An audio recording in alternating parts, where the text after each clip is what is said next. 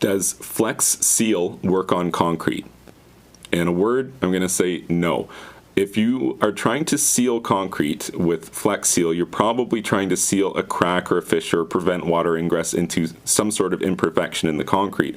And although Flex Seal sounds like a really good option, the reality is it's just not UV stable enough, and it's not strong enough for bonding to the concrete itself. The product that you're looking for is a urethane, a concrete urethane available in pretty much any hardware store anywhere, as long as you know what you're looking for. It's a urethane product like you'd find in a silicone tube that you would apply with a silicone gun, but instead of being silicone, which is kind of like a light duty product, urethane is the kind of stuff where you get it on your fingers and then it sticks to your other finger and it's just such a mess. It hardly washes off at all because it's not water soluble.